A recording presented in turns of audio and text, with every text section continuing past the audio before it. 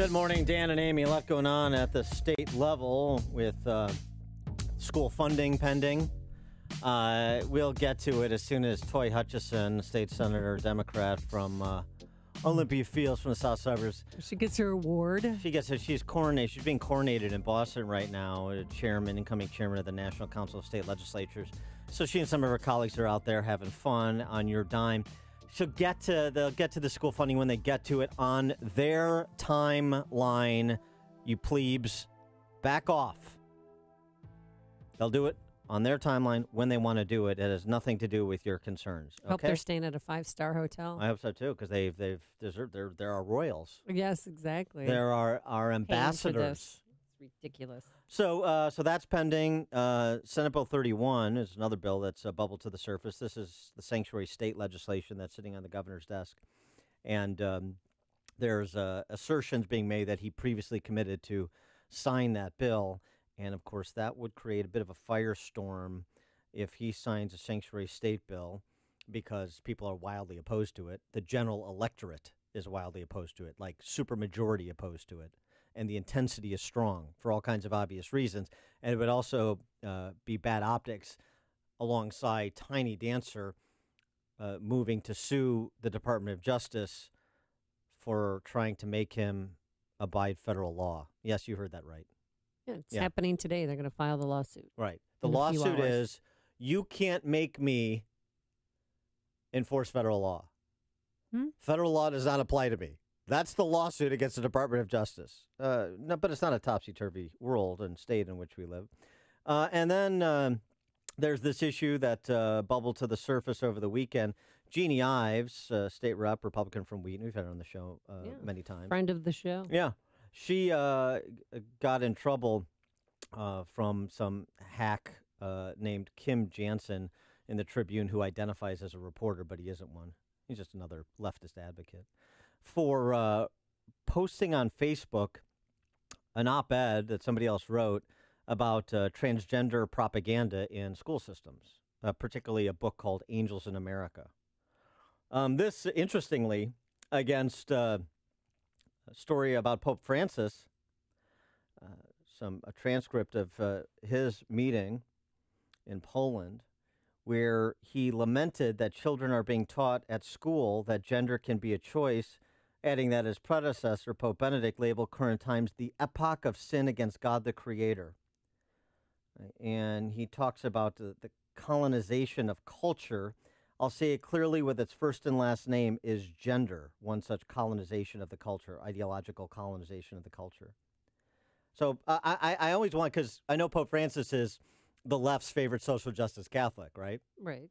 So when he says marriage redefinition is an anthropological regression, or it's terrible that children are being taught they can choose gender, where are all those who, call anybody who also holds that position in political office or in public life a bigot? Where are they to attack Pope Francis? Come on. I want to hear it. Pope Francis is a bigot, right?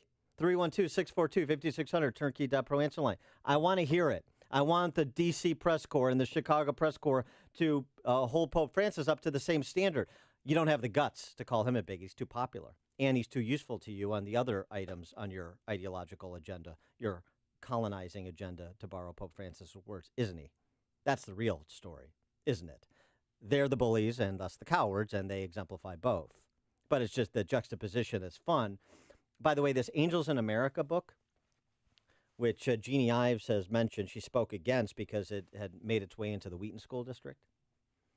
Some excerpts have been reprinted by Lori Higgins over at the Illinois Family Institute. You want to read these excerpts?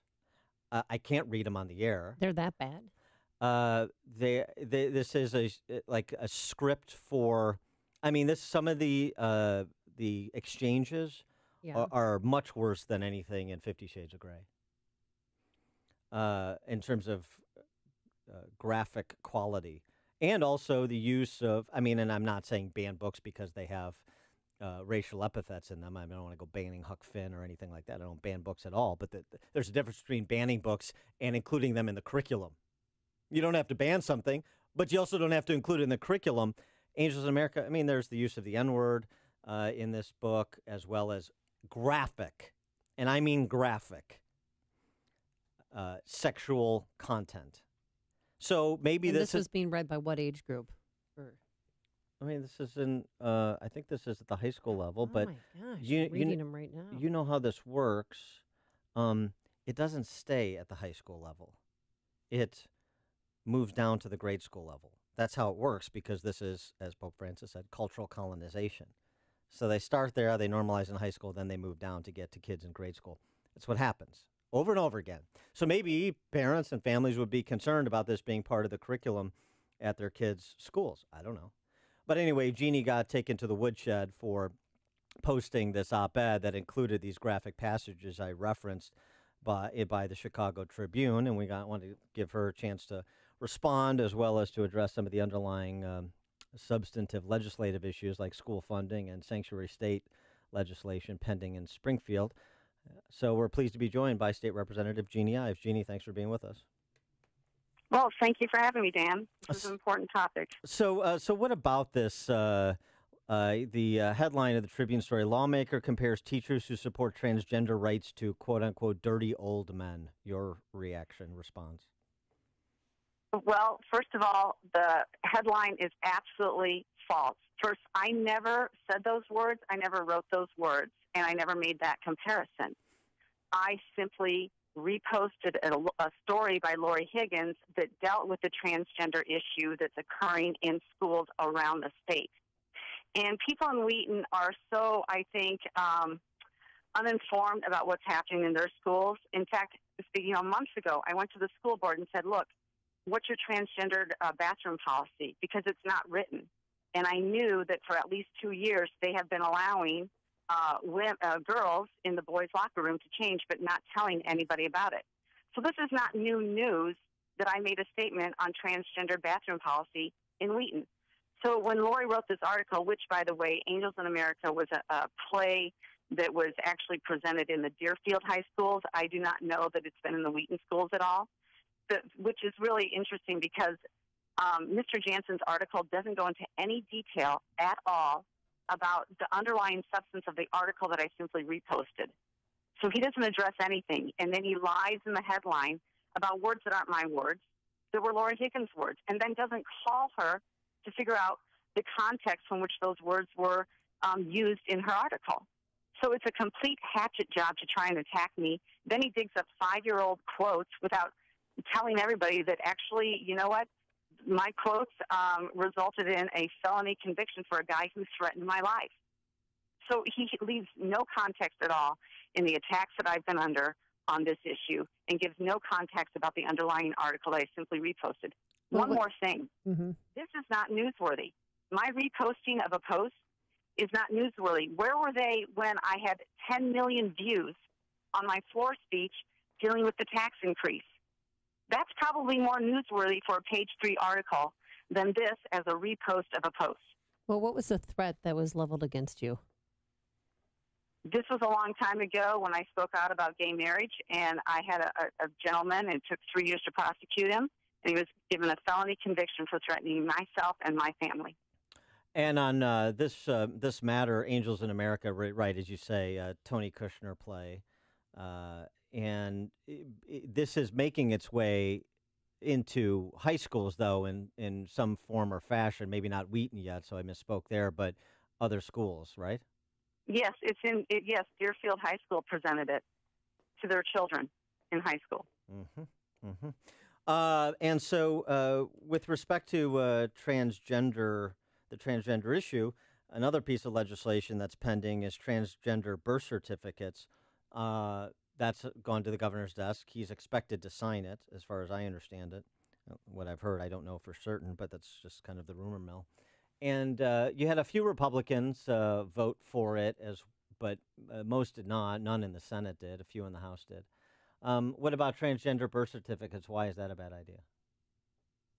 Well, the idea that you can change your birth without having done any sort of sex reassignment surgery is ludicrous because you can go back and forth and back and forth. I mean, I don't even like the idea that you can change who you were when at birth based on, having gone through the surgical process, but now you literally can do it without having done that process. So we already have your ability to change your birth, your sex if you want to, but you have to have gone through actual reassignment surgery. Now you can just willy-nilly change the gender on your birth certificate to fit your needs. And make no doubt about this, this is going to affect all sorts of issues further on, and including in the schools, including with sports and sports teams and all sorts of other things. Another issue, sanctuary state status. You heard at the outset us talking about that. That is legislation also pending governor's signature or veto, basically passed more or less along party lines in the House and the Senate. Why is, I know you voted against it, why is that a bad idea? Well, because we're a nation of laws, and the federal law needs to be complied with as much as state law is complied with. I don't know how you can actually rewrite federal law at the state level. So, if you want to deal with the status of immigrants and illegal immigrants specifically, then you need to do that at the federal level. The idea that the state of Illinois should just rewrite federal law is ridiculous. And here in Chicago, do you think Mayor Emanuel's more worried about his constituents or about the federal funding that would be cut if we remain a sanctuary city and a sanctuary state? He's more worried about his reelection and the Democrats' reelection. To him, he can get any money he wants to out of, other folks around the state for his city, which is proof number one in the Senate Bill 1 school funding formula. So money's not an issue to him as long as he can continue to borrow. It's all about his constituency and pleasing them. It's truth. And on school funding, when the Senate deigns to reconvene after their celebrated Toy Hutchison's coronation in Boston, do you expect that the governor's amendatory veto will be overridden, and it would necessarily in the House, your chamber, require a few Republicans to flip over and vote with the Democrats again? I really hope that my colleagues hold together on Senate Bill 1 and not overriding it. I mean, they need 4 Republicans to join the Democrats to override Governor Rauner's very, surgical mandatory veto of this horrible legislation, which I don't support in any form. That said, this is classic Mike Madigan, continue the pressure to the point where some Republicans, especially those who have already decided that they're not going to run again, feel compelled to vote with Democrats under the idea that schools aren't going to open. Look, schools are going to open. I have not heard of one single school say we are not going to open, regardless of the funding issue. And as we know in the past, when things have gotten really heated in Illinois, what has happened? The courts have stepped in and said, you're going to fund this, you're going to fund that. So make no doubt about it. Schools will be funded in one form or another. This is the Madigan pressure cooker to get people to vote for really bad legislation that basically says that Chicago is less wealthy than places like Fort Heights or Sycamore or Meridian. I mean, it's outrageous to think that if people knew how much they were hiding their property wealth in Chicago, they would be outraged. She is Jeanne Ives, state representative for the 42nd District, Republican from Wheaton. Jeanne, thanks for joining us as always. Appreciate it. Thank you. And she joined us on our Turnkey.Pro answer line.